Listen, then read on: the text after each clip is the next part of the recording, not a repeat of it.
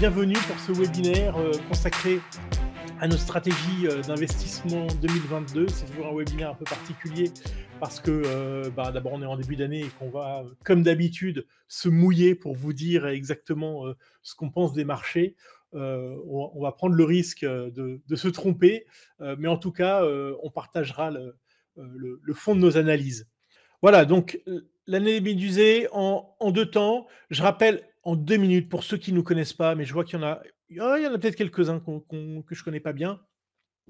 Plus de 25 ans déjà à faire de l'allocation d'actifs. Et puis il y a 15 ans, je décide de me concentrer sur les ETF. Je monte la première société de gestion spécialisée dans les ETF qui s'appelait Figest Asset Management. Et puis finalement, aujourd'hui, en tant que conseiller financier, je conseille à travers ETF Finance des professionnels de l'investissement et des conseillers financiers indépendants. Je conseille et gère pour le compte de particuliers à travers Luxavi pour des investisseurs finaux. Allez, 2021, les marchés. Je commence en vous disant que finalement, il y a une forme de retour à la normale en 2021, d'un point de vue économique, pas sur tous les aspects, mais quand même, en termes de croissance et en termes de différentiel de croissance entre ce qui est attendu et ce qui est délivré par l'économie, on a cet indice un certain nombre d'indices, de nombreux indices. Je vous les ai déjà présentés pour ceux qui assistent régulièrement à nos webinaires, donc ça ne va pas être totalement dépaysant, mais au moins ils vont être à jour et le message qu'ils nous donnent n'est pas forcément le même. Donc là, ce que nous dit finalement les surprises économiques, donc quand c'est en dessous de la ligne du zéro, hop, voilà, j'ai ma petite palette graphique, globalement, ce qui sort comme publication macroéconomique par rapport aux anticipations des analystes est inférieur. Et alors évidemment, on voit bien le swing de 2020 où on a un arrêt total de l'économie et puis une reprise très forte. Évidemment, les analystes ne savent pas s'adapter aussi rapidement que cela. On tombe dans la zone négative, ce qui nous a d'ailleurs fait un peu peur, et finalement, on oscille globalement autour de zéro. C'est pour ça que j'appelle ça une forme de normalisation. Alors, la normalisation, elle n'est pas sur tous les aspects, puisque bien évidemment, on parle beaucoup d'inflation, que l'inflation est très tendue. Alors, je vais vous aider quand même à lire ces slides. À chaque fois, j'ai essayé de les mettre avec un historique suffisamment long pour avoir du recul. Qu'est-ce qu'on a en jaune? On a le CPI américain. Donc, c'est l'inflation un peu qui fait la une des journaux, qui est donc aujourd'hui, ça a été publié il y a 2 jours, à près de 7%. Donc la courbe jaune. Mais on voit que... Alors la courbe toute fine là, c'est les prix, donc ça n'a pas d'intérêt puisque je vous rappelle que l'inflation, c'est pas les prix. L'inflation, c'est la variation des prix. Ça, c'est pas inintéressant de le garder en mémoire parce que lorsque, je sais pas, on parlera de l'inflation de 2022, on se basera sur les prix de 2021 et peut-être qu'on aura des surprises. Il y a une autre inflation qui est importante de regarder. Autant le CPI, c'est l'inflation vraiment au niveau des acteurs économiques, autant l'inflation à 5 ans, dans 5 ans, c'est l'inflation attendue par les investisseurs. L'inflation dans 5 ans, mais pas tout de suite, c'est à 5 ans. Et cette inflation, on s'aperçoit quand même, alors oui, elle a progressé ici en bleu, on est d'accord, mais qu'elle est au même niveau finalement qu'en 2018 et qu'elle paraît, à ce stade, relativement ancrée. Et que l'inflation, finalement, ne fait pas si peur que ça, à ce stade, aux investisseurs. Ça fait la une de la presse, mais les investisseurs, finalement, sont assez détendus avec ça.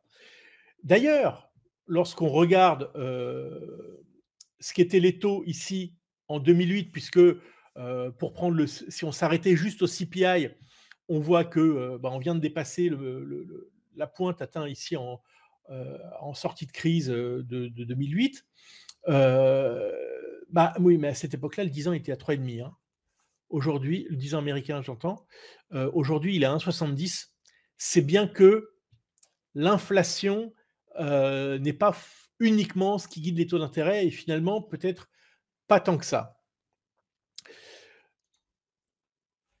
Du côté des devises, on a eu, c'est un des aspects assez marquants de 2021, une vigueur du dollar, tout simplement parce qu'il y a eu un écart de comportement des autorités monétaires, avec une Fed qui nous dit on va commencer à normaliser, une BCE qui nous dit on n'est vraiment pas pressé. Du coup, cet écart de taux entre l'Allemagne et les US a commencé à baisser, ce qui a fait monter le dollar.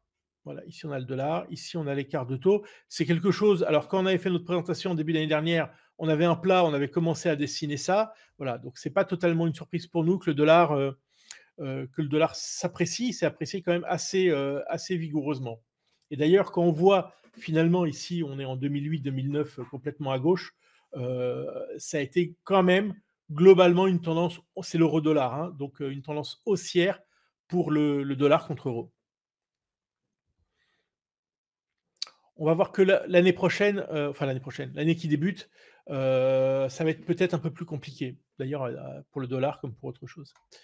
Alors ici, c'est pour vous faire passer un message et pour matérialiser le message, mais qu'on entend beaucoup, hein, c'est que la hausse est extrêmement concentrée. Elle est concentrée sur très peu de valeurs. Là, on a ce graphique du S&P, je dirais du S&P 490, donc le S&P 500 dont on a enlevé les 10 plus grosses valeurs. On voit que finalement, il a fait plus de 40% cette année. Là, on est juste sur cette année.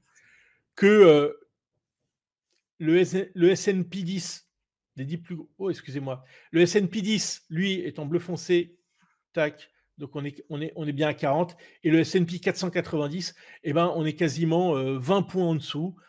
Donc celui qui est absent des, des plus grosses capitalisations américaines est incapable de surperformer un quelconque indice, que ce soit un MSCI World ou un S&P 500 ou même un Nasdaq, on va le voir. Pour illustrer cette concentration des indices, là on plonge vraiment dans l'indice. Il y a ce travail qui a été fait par Goldman Sachs qui nous dit, voilà, finalement, ici le top 5, donc 1% des valeurs du S&P 500, explique quasiment un tiers de la hausse du S&P 500. Et quand on prend juste le top 20, ça explique plus de la moitié de la hausse. Alors, sans doute, il faut y voir plusieurs raisons à cela. Une des raisons est peut-être la montée en puissance, qui est, je ne sais pas si on peut appeler ça maintenant une montée en puissance, mais la place écrasante des ETF dans l'univers d'investissement. Où effectivement les plus grosses capitalisations sont de plus en plus achetées, deviennent de plus en plus grosses capitalisations et sont donc de plus en plus achetées. Il y a un autre graphique que je vais vous montrer, mais pour vous dire exactement la même chose, mais cette fois-ci sur le Nasdaq. On voit ici, vous avez les cours du Nasdaq, donc quasiment au plus haut. Bon, ça a baissé un petit peu ces derniers jours, mais on est quand même quasiment au plus haut. Et on a une courbe rouge qui est le pourcentage de valeur au-dessus de leur moyenne mobile 200 jours. Et normalement, quand vous avez une tendance haussière, vous avez de plus en plus de valeurs qui sont à des niveaux élevés. Et on voit que le pic ici atteint de 2021, donc on avait quasiment on avait 90% des valeurs au-dessus de leur moyenne mobile de 100 jours, mais c'est à la limite naturelle pour un indice qui était au plus haut.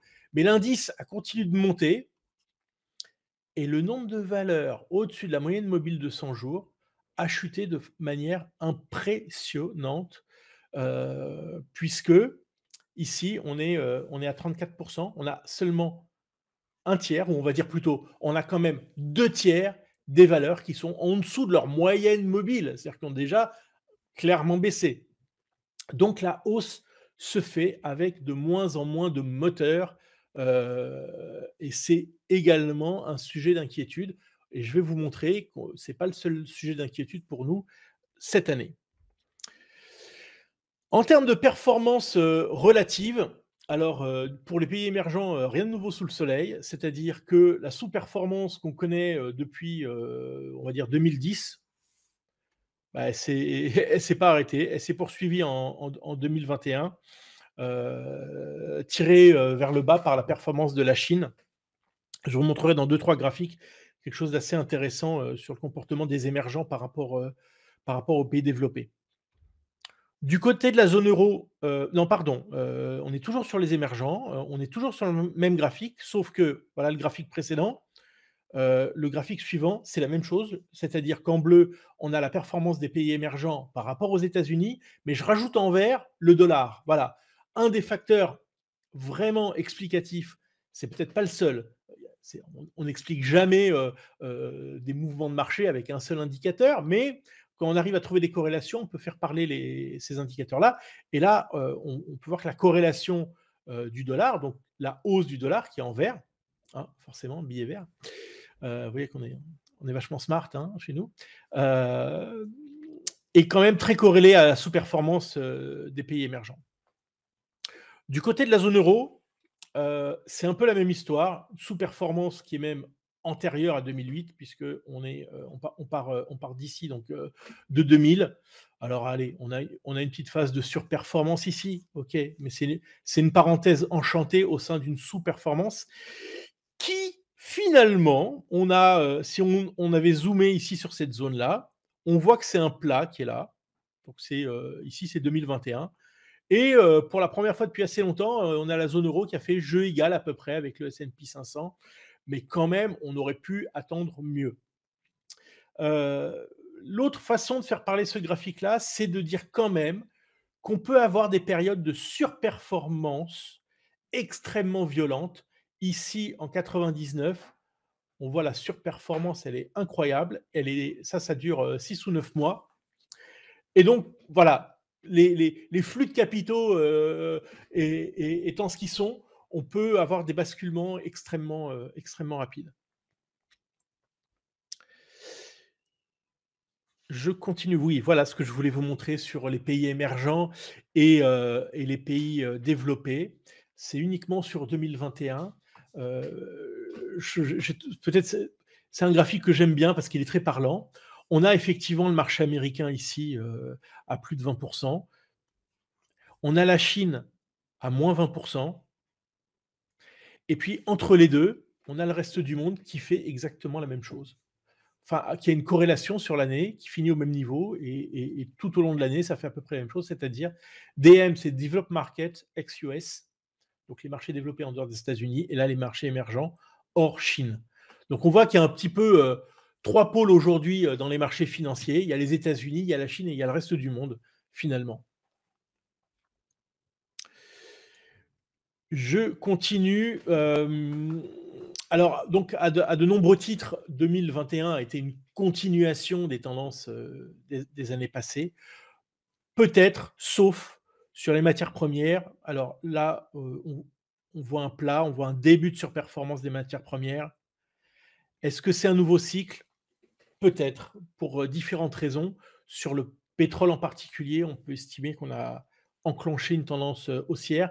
Si le dollar venait à se retourner, parce que là aussi, cette baisse-là, elle s'explique évidemment par un changement de moteur au niveau de la consommation chinoise. On voit que, la consommation, pardon, la croissance économique chinoise qui est plus axée sur sa consommation domestique que sur la production industrielle. Mais c'est dû aussi à notre ami dollar. Un mot sur value growth, c'est un sujet dont on a beaucoup parlé, dont la place a énormément parlé, elle a beaucoup misé sur la value. Ils ont eu raison 3 mois, ici, tac. Et puis la croissance a repris le dessus, puisque là on est sur le rapport value contre croissance. Donc quand ce graphique baisse, ça veut dire que la value sous-performe la croissance. Et puis on a une reprise là depuis un mois. Franchement, là, en 2022, j'ai pas envie de faire un pari fort sur certains arbitrages value grosse. Je crois que il faut avoir les deux, tout simplement, et pas faire de paris marqués entre les deux. Mais on est encore sur les constats de 2021. Je vous dirai ce que je pense un peu plus des marchés quand on passera de l'autre côté de la présentation. Qui d'ailleurs, je préfère vous prévenir, mais je crois que c'était inscrit, sera plus longue que d'habitude. Hein. J'ai beaucoup de slides à vous montrer. Alors, s'il y a quelque chose qui définit aussi 2021, c'est le calme des marchés financiers. Ce qu'on appelle le maximum drawdown, c'est-à-dire la baisse maximale du S&P 500 en 2021 a été de 5%. C'est le troisième plus bas depuis cette statistique qui date de 1980, donc depuis plus de 40 ans. C'est la troisième le plus faible drawdown. Les deux autres étaient ici à -3 et ici à -3. Je pense que 2022 ne verra pas ce genre de petite barre très courte. Valorisation. Alors là, c'est une valorisation qui est beaucoup utilisée, hein. C'est le PE de Shiller, qui a pour avantage de lisser les cycles, qui a beaucoup d'historique, puisque là, on démarre à la fin du 19e siècle. Pour faire parler ce graphique-là, on peut dire plusieurs choses. La première chose, c'est qu'ici, on est à 40. On est quasiment au plus haut depuis donc presque un siècle et demi. Le plus haut ayant été atteint en 2000 ici, qu'on est plus haut que les niveaux de 1929, que moi je veux bien croire que tendanciellement, les valorisations doivent aller plus haut. C'est pour ça qu'ici on a mis ici la moyenne, ici en haut la moyenne plus un écart type, et ici la moyenne moins un écart type. Parce que structurellement, on peut dire qu'il y a un souci de l'actionnaire plus important de nos jours qu'il était à l'époque. Il y a des marges plus élevées avec l'utilisation de la technologie. Donc, que les valorisations... Il y a des taux qui sont aussi plus bas, évidemment.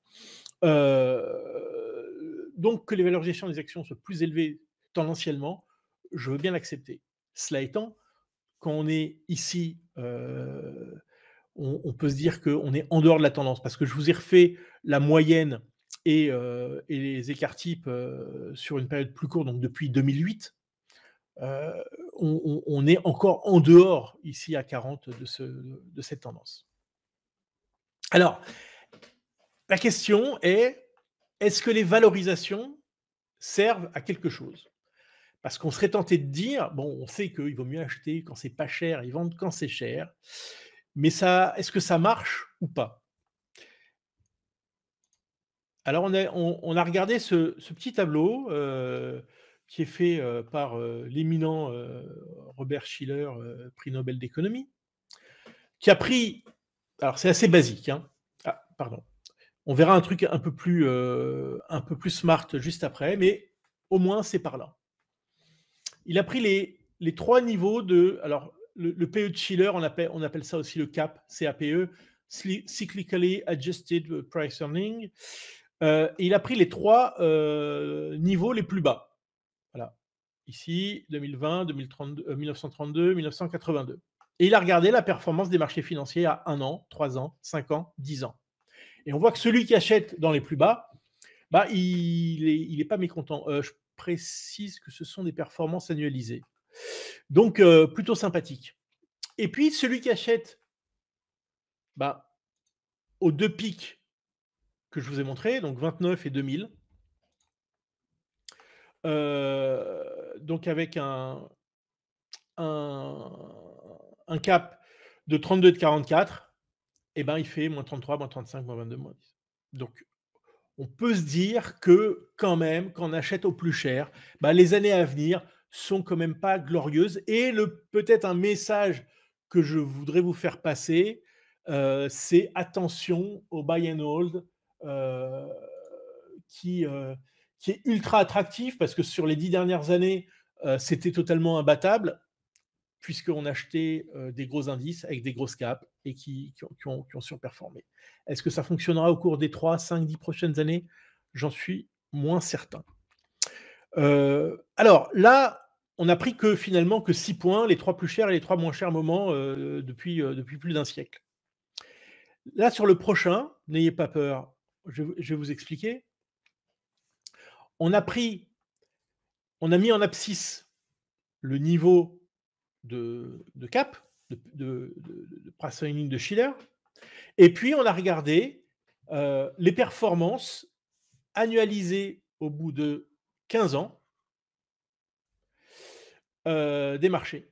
et on s'aperçoit quand même qu'il y a une tendance baissière ici sur les différents points. C'est-à-dire que plus on achète cher, plus l'expected return à 15 ans est bas. Alors bien sûr, il y a quand même un nuage de points hyper large autour de la tendance. Hein, si on se dit, bah voilà, si j'achète à la moyenne, voilà, un cap de 20, bah finalement, au bout de 15 ans, je peux faire quand même une performance négative ici, ou une performance très positive, toujours en annualisé, hein. Donc c'est pas forcément hyper parlant quand on se situe, au milieu de la valorisation. Mais aujourd'hui, on n'en est pas là et finalement, ce graphique, on peut le faire parler de cette manière-là, qui est de dire: «Bah, voilà, quand j'achète avec un cap, autour de 40 ici, bah, les marchés», alors vous avez le Japon et cetera, l'Allemagne et All Equity. Ben, si on se limite à la courbe noire, on est ici et donc ça vous met un expected return annualisé sur 15 ans négatif. Voilà. Donc ça, c'est important de le rappeler à ceux qui se disent: «Si j'avais acheté un MSCI World il y a 10 ans, que j'avais fait du buy and hold, j'aurais fait une performance annualisée de, 10-12 qui bat, 98 des gérants actifs». Ça suffit pas. Je pense qu'il faut qu'ils regardent ce graphique-là. À chaque fois que je mets un œil de ce côté-là, c'est pour vérifier s'il n'y a pas de nouveaux inscrits au webinaire et pour les laisser rentrer. Alors, on bascule, ça fait 25 minutes que je vous parle. Les 25 ou les 20 prochaines minutes, on va regarder nos indicateurs et ce qu'ils disent. La première chose que je veux vous dire, c'est que c'est un métier compliqué. C'est compliqué d'être baissier sur les marchés financiers parce que depuis 2008, c'est quand même compliqué de prévoir que les marchés doivent baisser. Ils ont baissé à certaines phases, hein, mais les occasions de dire qu'il fallait vendre étaient franchement nombreuses, que ce soit le dépôt de bilan de General Motors et de Chrysler, le flash crack ici, Fukushima, la crise de la zone euro, la perte du triple A des US. Enfin voilà, je ne vais pas tous vous les faire. J'espère que vous lisez. La police n'est pas très grande, mais j'espère que c'est lisible. J'espère que c'est lisible pour vous. Mais là encore, hein, même le Covid, hein, finalement, on entend au quotidien des commentaires. J'ai eu la question lors d'un séminaire au mois de novembre en disant bah, finalement, si il y a une nouvelle vague, comment vont réagir les marchés? Et finalement, les marchés réagissent très peu. Alors, il y a peut-être des considérations sectorielles, il faudra un peu affiner, mais globalement, l'ensemble des indices réagit assez peu désormais au Covid. Et maintenant, on nous parle d'inflation. Est-ce que l'inflation va faire baisser les marchés? Aujourd'hui, lorsqu'on regarde le consensus, je rajoute la petite parenthèse, il nous dit que les marchés doivent monter d'à peu près 4%, avec quand même des écarts assez importants. Donc, je vous rappelle, le S&P 500, 4726 points. On a quand même certains qui anticipent une baisse en fin d'année.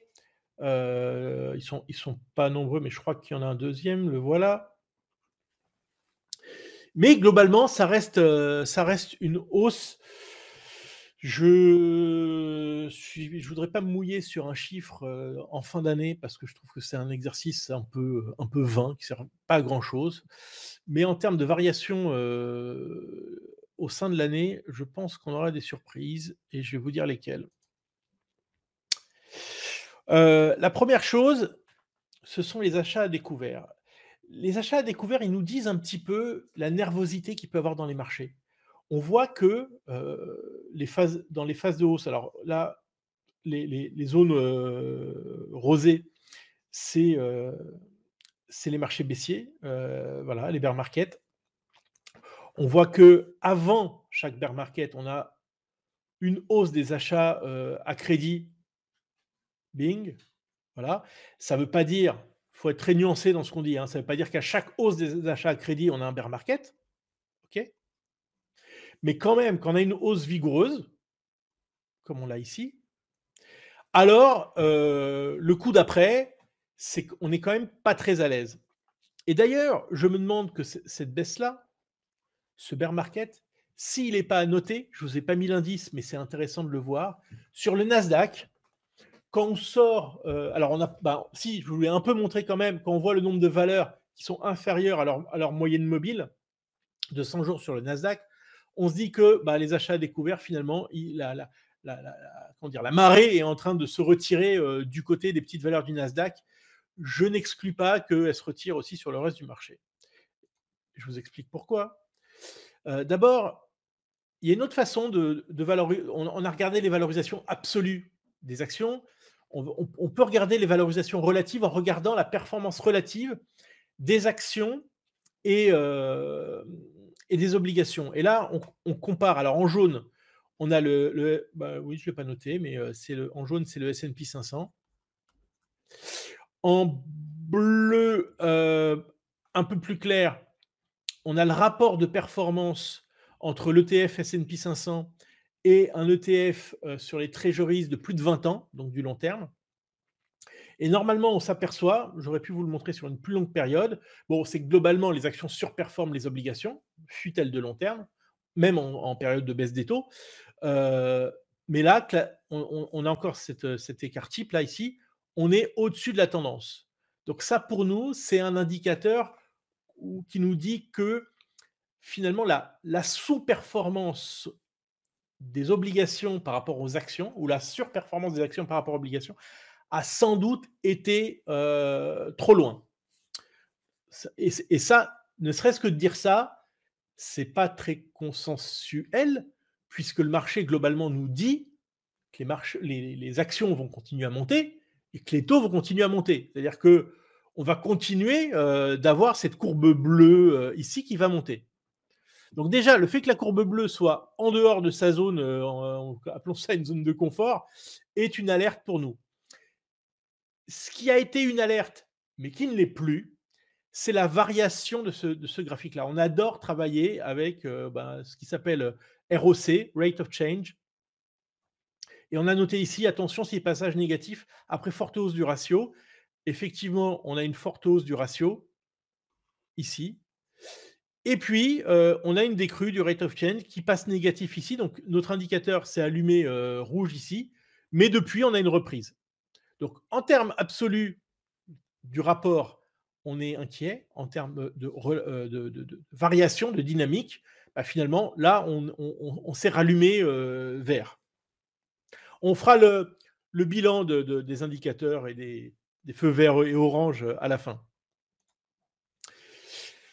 Je ne sais pas si vous connaissez BDI. Le BDI, c'est le Baltic Dry Index. C'est un indice du coût de location des vraquiers qui vont d'Asie en Europe et qui nous donne une image de la dynamique économique ou des goulots d'étranglement.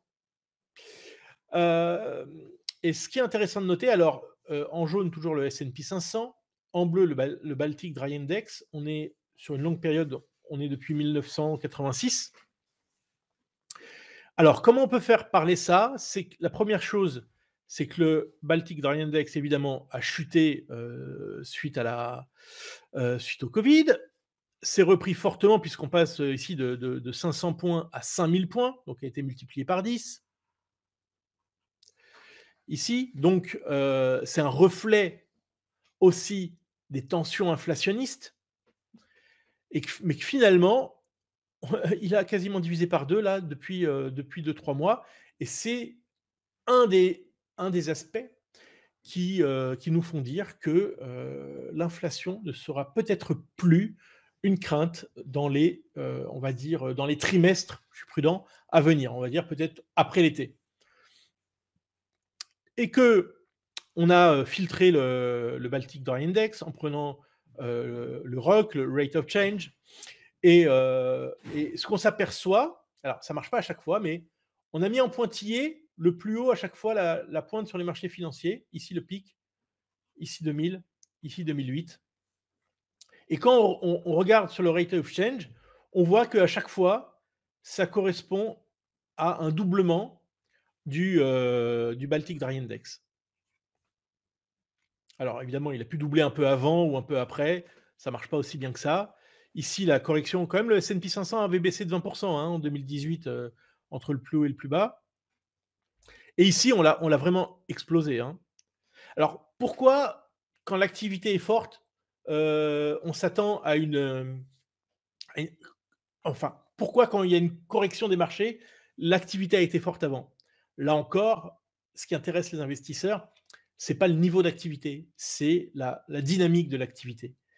Et que quand on a une activité qui se porte très bien, alors les bases de comparaison deviennent plus compliquées l'année suivante. Quand on a une activité qui se porte très bien, on peut avoir une Fed, et on va en parler bien après, mais c'est peut-être le point le plus important. On a une Fed qui réfléchit à tendre sa politique monétaire. Alors là encore, j'insiste, hein, c'est comme on dit, c'est une injection, pas une bijection. C'est-à-dire que ça marche dans un sens. À, à chaque grand bear market, le BDI avait doublé. Mais non pas, le BDI a doublé, donc on doit avoir un bear market, parce que, évidemment, vous le voyez sur le graphique, ça n'a pas marché à chaque fois. Mais c'est un flux d'informations, un flux d'indicateurs. Quand on regarde l'activité industrielle avec l'ISM manufacturier aux États-Unis, dont on a pris encore le rate of change, on a mis en pointillé à chaque fois que le rate of change passait sous zéro. Et on voit que ça a correspondu. On a pardon, on a inversé les couleurs ce coup-ci. Le S&P 500 est bleu. On a un pic sur le S&P 500 où on n'est pas loin d'un pic. Là encore, évidemment, je répète pour la énième fois, un indicateur ne peut pas expliquer 100% des phases de marché.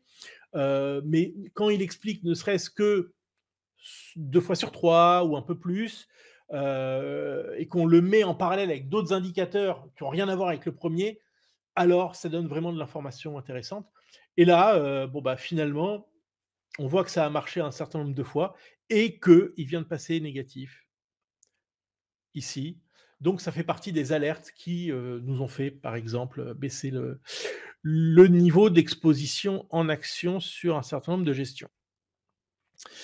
Le pétrole, là encore, qu'est-ce qu'on s'aperçoit? On voit que quand le pétrole, je vous ai mis les petites flèches rouges ici, à chaque fois que le pétrole a doublé sur une période de 52 semaines, c'est-à-dire un an, ça s'est pas très bien passé sur les marchés derrière, soit parce que ça a été le signe de tensions inflationnistes, je pense plutôt au XXe siècle, soit aujourd'hui parce que ça pèse sur l'activité, ça pèse sur le consommateur américain.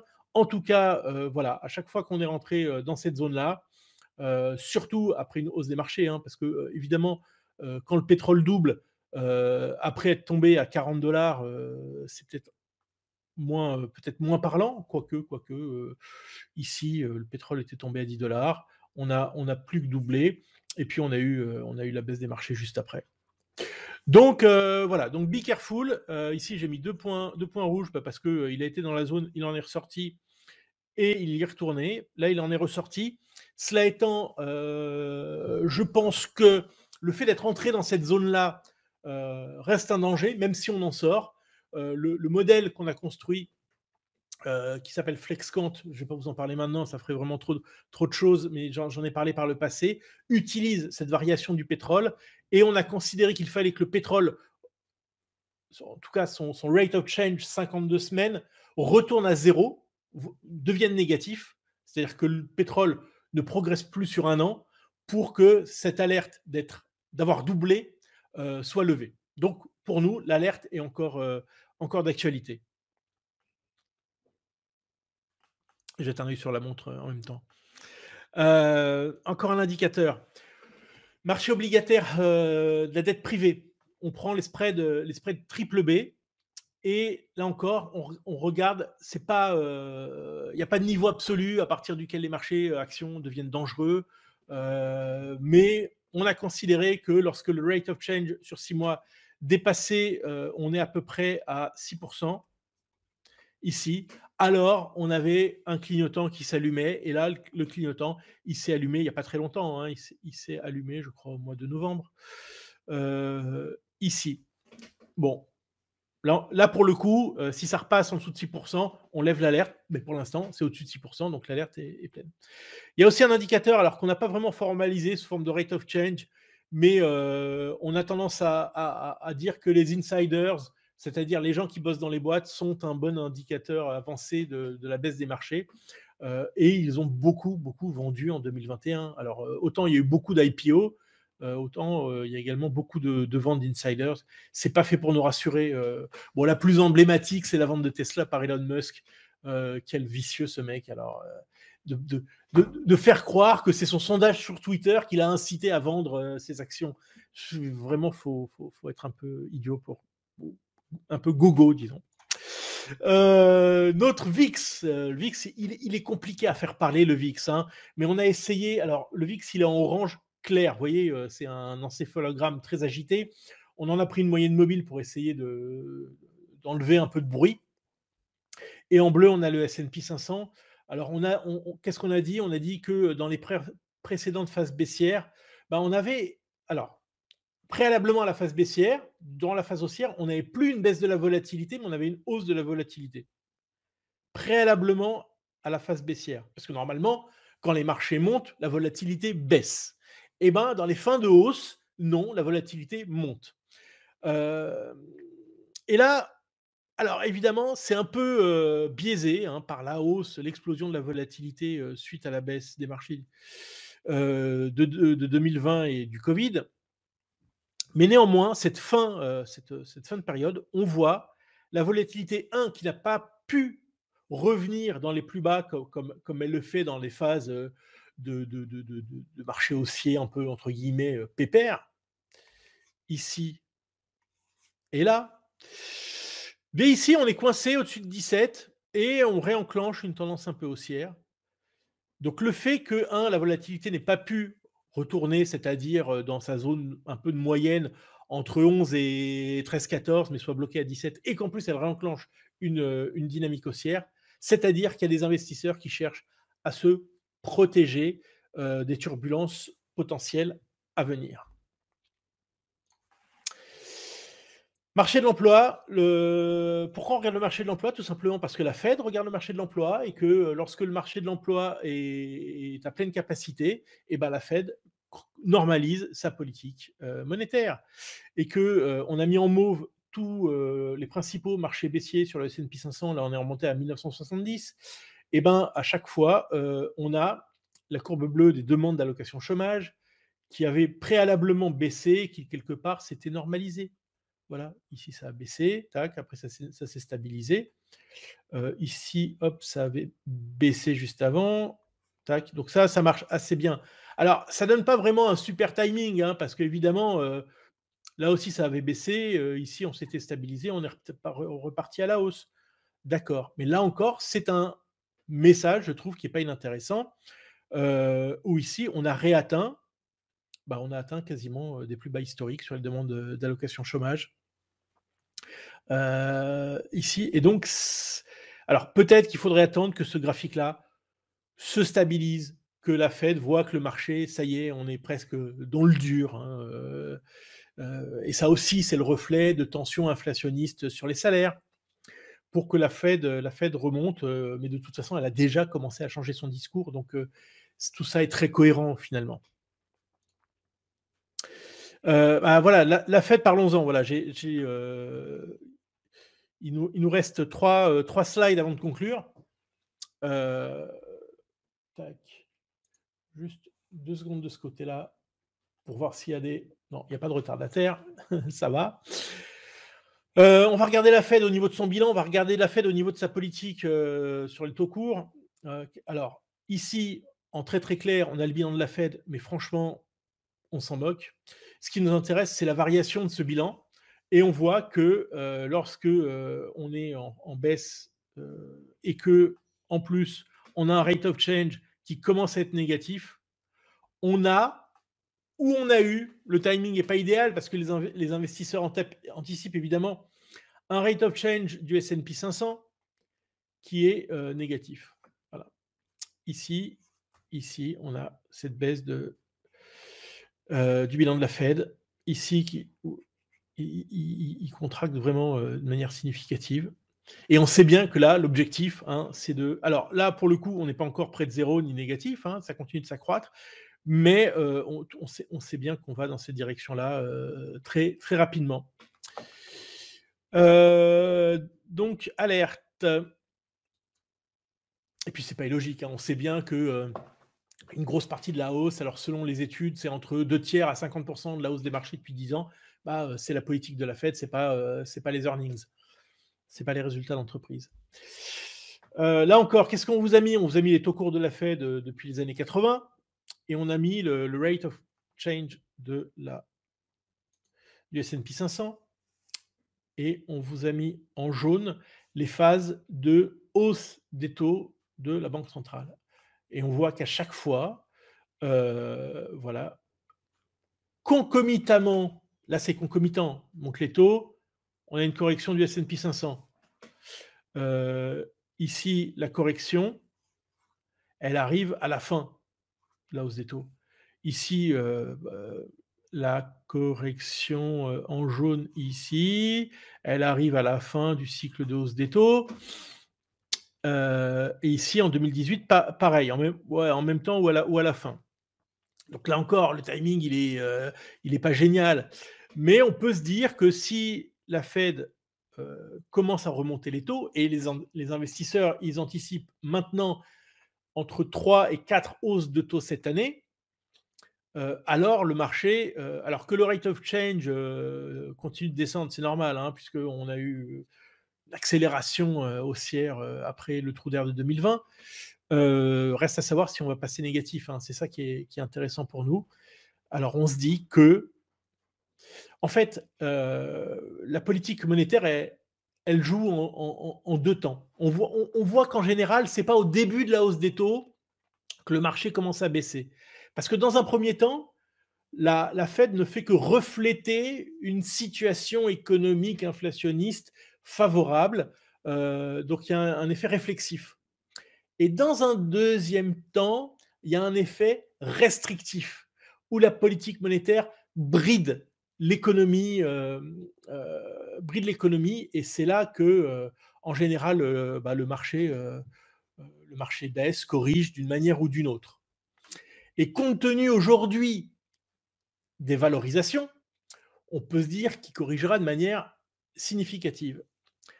Et finalement, alors, je voudrais vous faire maintenant un bout de ma conclusion, parce que si je le fais pas maintenant, j'ai peur de l'oublier. C'est qu'en fait, beaucoup de monde, et nous les premiers, on s'est évertué à essayer, et on l'a fait encore aujourd'hui, on s'est évertué à essayer de compter, de mesurer la taille de la bulle. Tu vois, ah, les valorisations, oh là là, Tesla, ça, bon, ok. Mais on se dit que finalement, le plus important, bon, il faut le faire, hein, évidemment. Ça, déjà, s'il y a une bulle. C'est pas de regarder la taille de la bulle, c'est de regarder s'il y a une épingle qui s'en approche. Voilà. Et c'est ça l'objet de ce slide, et c'est ça l'objet aussi des 2 prochains slides, c'est de dire à quelle distance est l'épingle de la bulle. Et l'épingle, elle est tenue toujours par la même personne, c'est la Banque centrale américaine. Et je ne vois pas pourquoi ça changerait aujourd'hui. Euh,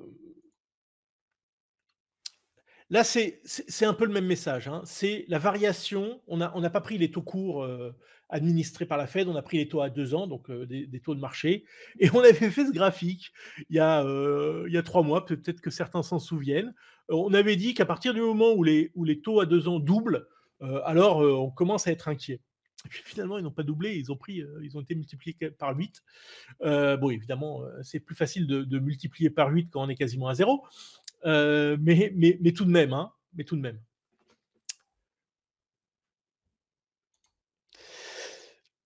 Alors voilà, on va s'attarder sur ce graphique-là pour essayer de deviner où est le taux qu'on appelle le R étoile. Alors, c'est quoi le R étoile? Je vous ai dit, il y a deux phases. Il y a la partie qui reflète, réflexive de la politique monétaire, et il y a la partie restrictive. Eh ben, où est le taux entre les deux? À partir de quand les actions sont en danger, en quelque sorte? Alors, il y a deux façons de voir les choses. La première chose, c'est de regarder la pontification de la courbe des taux. C'est quelque chose qu'on a souligné en permanence pour dire attention, quand les taux courts dépassent les taux longs, alors vraiment alerte rouge. Et dans notre modèle, à partir du moment où on est dans cette situation-là, le premier mois, on coupe par deux les actions. Le deuxième mois, on met les actions à zéro. Ça arrive pas souvent, hein, une courbe des taux inversée. Voilà, ça arrivait ici. Alors, quand je vous parle d'inversion de courbe des taux, vous regardez les deux courbes roses. Je vous parlais des courbes bleues après. La courbe la plus foncée, c'est l'écart entre le 10 ans et le 2 ans. Et la courbe plus claire, c'est l'écart entre le 5 ans et le 2 ans. Ils donnent globalement le même message. On a tracé cette ligne ici, mauve, à 0. Donc, il donne le même message. Il peut y avoir quelques semaines d'écart, mais bon, comme on veut rien rater, on a pris les deux. Donc, il s'inverse ici, il s'inverse ici, il s'inverse ici. Ah, vous voyez, l'inversion sur le 5-2 ans était plus claire ici. Donc, celui qui a vendu les actions en 2000, ici en 2006-2007, et là en 2018, il ne fait pas une mauvaise affaire. Hein. Évidemment, s'il a su réinvestir quand même après. Mais ça, le sujet du webinaire, c'est pas tellement est-ce qu'on peut acheter, c'est plutôt est-ce qu'il faut vendre. Hein. L'autre message, c'est de prendre les taux réels à court terme. Là, on a pris en bleu clair les taux de la Fed, donc discountés de l'inflation, et en bleu foncé, les taux à 2 ans discountés de l'inflation. Et on s'aperçoit que la capacité de la Fed à remonter les taux, cycle après cycle, on aurait pu faire ce graphique sur une plus longue période, le trait bleu aurait été le même, sa capacité est de plus en plus limitée. Sans doute parce qu'on vit dans un monde de plus en plus leveragé, de plus en plus endetté. Et que finalement, quand l'une ou l'autre, ou les deux, c'est pas très important, le message est le même, de ces courbes-là quitte la ligne baissière, alors on est en phase de risque. Et ça correspond peu ou prou, alors ça donne un petit timing un peu différent et ça nous va très bien, peu ou prou identique avec cette inversion de la courbe des taux, ici et là. Et donc, ce qu'on s'est dit, c'est que, alors, on veut être prudent, hein, on ne va pas forcément attendre que ça casse la ligne bleue pour agiter un chiffon rouge. Ben, on s'est dit que si les taux réels remontaient, pardon, les taux réels remontaient dans la zone entre -2 et -1 au cours de l'année 2022, vont remonter, hein, c'est écrit, je dirais, hein, c'est annoncé, je dirais. Alors on réduira encore les expositions à l'action. Est-ce que ça se fait? On a dit le S&P, il est à 4007. Est-ce que ça se fait avec un S&P à 4007? Est-ce que ça se fait avec un S&P à 5002? À la limite, j'en sais rien. Parce qu'on sait bien que les dernières phases de hausse avant un éclatement peuvent être extrêmement rapides. Hein. Peut-être que les plus hauts ont déjà été atteints. On voit quand même des parties du marché, on a parlé des petites valeurs techno tout à l'heure, commencent un peu, ou franchement à s'affaiblir. C'est difficile à dire, mais en tout cas, voilà, on a nos différents indicateurs voilà, qui sont synthétisés ici. On avait fait un point en octobre, donc je vous ai remis le point. Voilà des indicateurs qui, pour un certain nombre, se sont aggravés. Il n'y en a aucun qui s'est amélioré. Il y en a qui sont restés identiques ou qui se sont aggravés. Mais globalement, ça dépeint un panorama prudent, assez prudent, relativement prudent. Je dirais peut-être extrêmement prudent lorsque on aura cette pontification des courbes des taux ici qu'on mettra en rouge. Là, je vous dirais très prudent, mais pour l'instant, on est quand même prudent. Voilà, moi, ce que j'avais à vous dire. Je veux juste garder la parole. Ouais, ça fera 1 heure. Hein. Je suis désolé, mais je vois que vous tenez bon parce que vous êtes 33 participants quasiment depuis le début. C'est quand même faire des choix pour l'année prochaine, dire: «OK, il faut être prudent», c'est une chose, mais je veux vous dire que, alors attendez. Bon, c'est pas grave si c'est pas dans l'ordre, dans la si je remonte un petit peu à un moment, vous m'en excuserez. Heu, Quand on voit ce genre de graphique de valorisation, on est toujours sur du cyclically adjusted PE, du CAP, des pays émergents qui sont ici, les US là-haut. Heu, on se dit peut-être qu'il est temps d'acheter des pays émergents. Alors si vous êtes à 6 mois ou 1 an près, je sais pas, mais si vous faites de la gestion, à long terme, franchement, c'est quand même attractif d'acheter des pays émergents. Alors ça, c'est les valorisations absolues.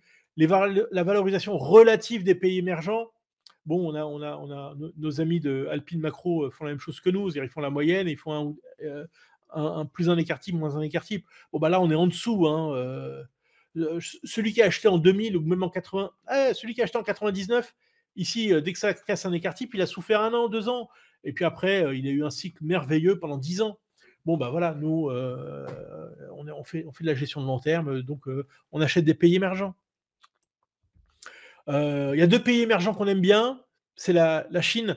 Peut-être qu'on fera un webinaire, spécial Chine. Il y en a un autre, alors comme il est exotique, on aime bien, on aime bien en parler, on aime bien le mettre en avant, c'est le Chili. J'ai rarement vu un marché dans son ensemble, le Chili, dont la performance puisse être expliquée par un seul indicateur, qui est le cours du cuivre.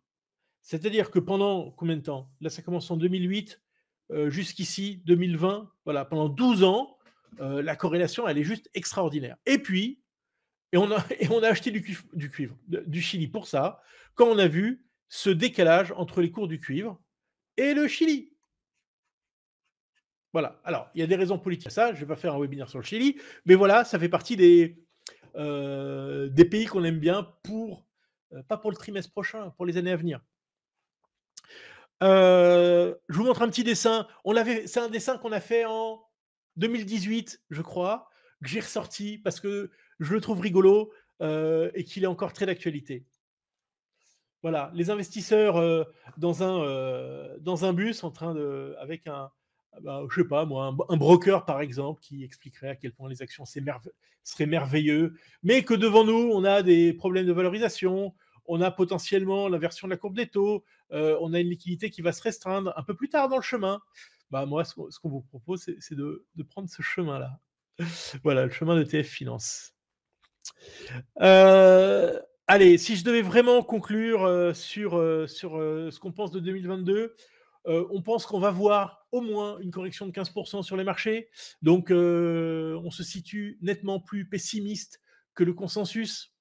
On pense que cette correction, alors, est-ce qu'elle arrivera au premier semestre, au deuxième semestre, voire début 2023? Difficile à dire. En tout cas, on a nos indicateurs, donc on se sent très à l'aise. Difficile à dire. Cette correction, donnera l'occasion à la Fed de dire j'arrête mon quantitative tightening ou j'arrête de remonter les taux. Donc on aura une volte-face de la Fed.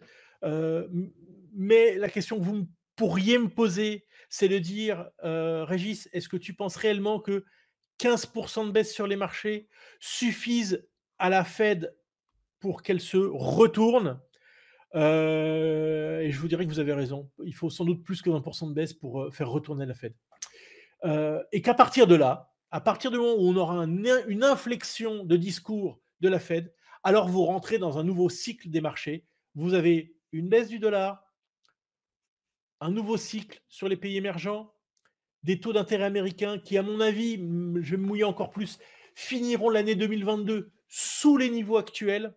Ça aussi, c'est pas du tout consensuel de dire ça. Je pense que les taux américains, il y a une épargne tellement pléthorique que les taux américains vont faire comme les taux d'intérêt japonais, vont faire comme les taux d'intérêt européens. Juste, ils ont 10 ans de retard pour ça, en tout cas sur nous. Que les taux d'intérêt américains vont tendre vers entre 0,5 et 1. Pas cette année, les 0,5 ou 1, mais cette année, on pourrait retourner en dessous de 1,50, il n'y a aucun problème. Et en revanche, un pétrole à 3 chiffres, là encore, je ne vais pas expliciter, mais il y a un problème d'équilibre entre l'offre et la demande. on a trop contraint l'offre pendant que la demande reste encore en croissance. J'en ai terminé. Bah voilà, regardez, midi et demi, 1 heure. Bon, j'avais prévu 45 minutes. Allez, cette fois c'est la bonne. Ah, ciao.